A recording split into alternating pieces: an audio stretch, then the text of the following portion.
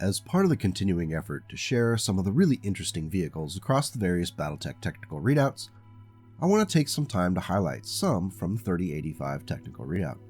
This technical readout is a fun one as it reflects an inner sphere that is just barely scrambling out from under the traumatizing and devastating conflict with the Word of Blake. The industrial might across the inner sphere was dedicated to advancing technology and coming up with new designs in order to counter the Blakist threat. The result was a large number of creative designs for vehicles and battle mechs utilizing new technology. Never underestimate humanity's creativity when it comes to sorting out new ways to kill each other. Our first vehicle worth highlighting is the plucky Gigan APC. This 40-ton wheeled vehicle is packed with goodies and still has 8 tons of space for carrying infantry in and out of the fight. Designed specifically to carry battle-armored infantry, the Gigans was the brainchild of Duncan Enterprises. Duncan saw the writing on the wall as the Republic of the Sphere sought to make battle-armored infantry a key component of their future force composition. The name was chosen to honor Showsaw Charles Giggans, a DCMS soldier who was killed in action on Moore, the planet where the vehicle was to be manufactured. With a flank speed of 97 km per hour and armed with only 2 heavy machine guns, the Giggans isn't going to be breaking any speed records or racking up kills. However, if you need a vehicle that can survive long enough to transport battle armor, or even conventional infantry, close to the enemy force, the Giggans will come through. The 6.5 tons of armor is distributed fairly equally around the vehicle rather than front-loading it, as is common with other vehicle and tank designs. This reinforces the mission of keeping those infantry inside alive. Much better that way. Additionally, the inclusion of a Guardian ECM suite adds the layer of electronic protection.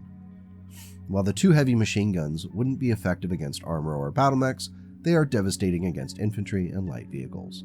Actual reports from the RAF front lines with the Confederation and former Free Worlds League space have been favorable. The first production runs of the Gigans went entirely to the Republic Armed Forces, so even in the Ilkline era, it's likely they'll be seen in the battlefield. There's a fire support variant of the Gigan APC, which cuts the infantry compartment in half and removes the Guardian ECM in exchange for 2 ER medium lasers and an MML-5. While this significantly increases the offensive capabilities of the vehicle, only carrying 1 squad of battle armor instead of 2 is a significant price to pay. The Gigan APC is a solid and consistent performer, and it might be worth it to include in your army if you intend to ferry infantry around to cause mayhem.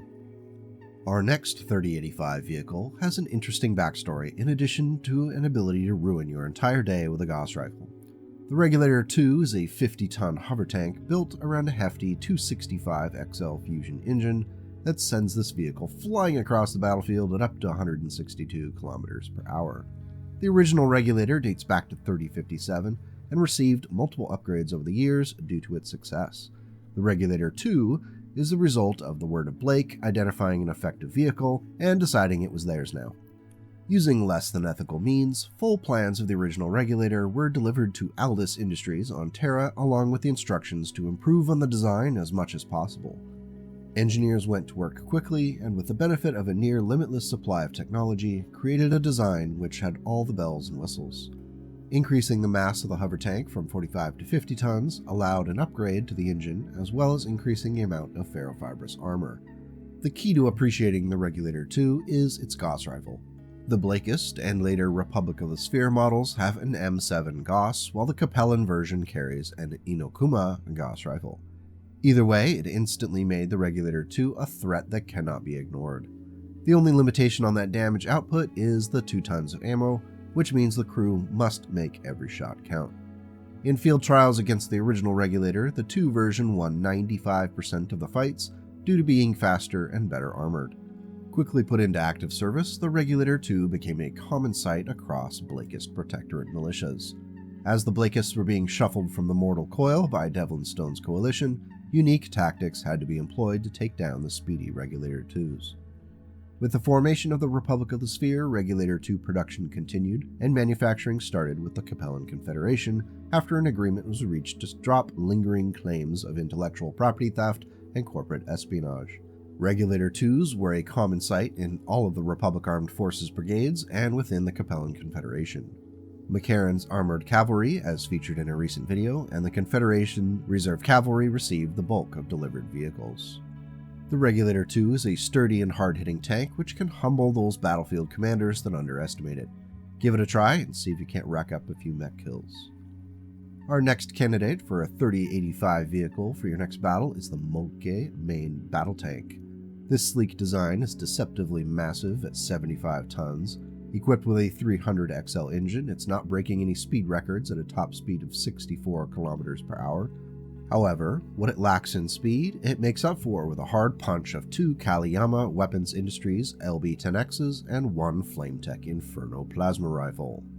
First produced in 3080, the Moltke M3 was commissioned by the Duchy of Andurian to bolster domestic defense production independent from outside sourcing of materials. The principle of the design was to create a vehicle that was versatile and can function in many different situations. The 3 tons of LB-10X ammo can be split between solid and cluster depending upon the needs of the upcoming battle, and the plasma rifle is an all-around useful weapon against vehicles, battle mechs, and even infantry in a clinch. The Moltke's 12 tons of heavy ferrofibrous armor is strong enough to keep the tank up and running in a slugfest with an opponent. At the 75-ton mark, it would have to be tough to go up against tanks like the Patton, von Lunkner, and even the Demolisher. Somewhat out of place on the Moltke is the inclusion of a target acquisition gear piece for spotting artillery. Typically, it's something found on scouting vehicles and not mainline battle tanks. Personally, I think that 1 ton would be better spent on a medium laser.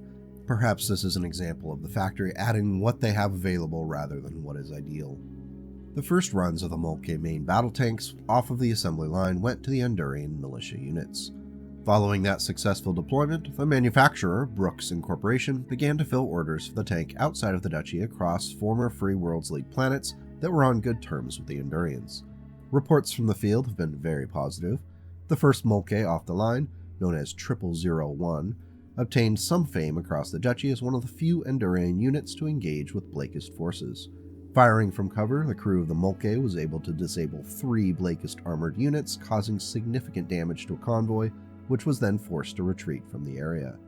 The Moltke stands out as a solid mainline battle tank and an example of that Andurian can-do spirit.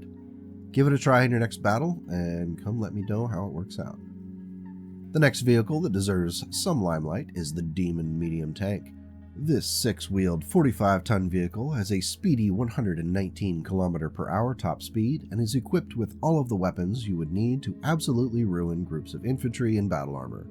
Not to be confused with the 60-ton Star League era tank of the same name, the Demon medium tank was first produced in 3077 as an urban combat vehicle, either operating independently or as a fire support vehicle with infantry. The shared name was a deliberate choice to inspire the vehicle's crew and those the vehicle supported with a sense of gravitas and historical relevance. As the fighting between Devlin Stone's coalition and the Word of Blake closed in on the systems around Terra, combat within that urban environment became more and more common. It became obvious that a vehicle was needed that could clear streets, buildings, and be able to travel quickly. Produced at the Brigadier Corporation factory on the planet Oliver, the Demon was rapidly deployed to Coalition units. It performed particularly well in the urban environments for which it was designed. However, the lack of substantive armor, only 3 tons overall, meant that it could not stay in the middle of the fray for very long. The Demon is equipped with 2 medium pulse lasers in a turret and a pair of flamers with 2 light machine guns in the front of the vehicle. This is somewhat limiting as 2/3 of the weapons aren't able to be quickly brought to bear. However, the 2 medium pulse lasers prove to be quite effective against urban targets. The strength of the Demon is found in its ability to quickly get into close range with its target, fire, and then get out before it can receive any fire in return. There is a common variant of the Demon which swaps out the core set of weapons and replaces them with a medium rifle. This extends the range of the vehicle considerably, and it can be used in a variety of other ways in conjunction with forces or even other demons in their primary configuration. It's a cheap and effective anti-infantry unit worth considering for your next battle. Our last vehicle for the day is one you want to make sure that everybody has a ride to the party. The Maxim Mark II transport is 50 tons of infantry moving beauty. With the Republic of the Sphere's focus on mixed arms military units and the heavy recruitment drive for infantry, vehicles were needed that could shift large numbers of soldiers across the battlefield quickly. Cyclops Industries and Scarborough manufacturers worked together to design, develop, and produce an updated version of the original Maxim hover transport. This was a tumultuous working relationship, as there were significant disagreements over just how heavily armed and armored this new vehicle should be. Eventually, Scarborough's argument that a more lightly armed vehicle would be kept further from combat and safer as a result won out. Thankfully, by 3083, the first Maxim Mark IIs were rolling off the assembly line. Though armed with only a pair of 3-tube multi-missile launchers, the Mark II more than makes up for it in speed, decent armor coverage, and a massive infantry transport bay.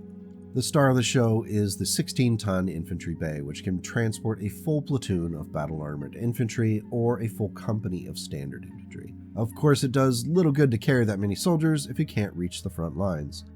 The Maxim Mark II carries 5.5 tons of heavy ferrofibrous armor, which is 109 points fairly distributed on the vehicle. It'll stand up to a direct Gauss rifle shot on any side and still have armor to spare, which is decent for a 50-ton vehicle.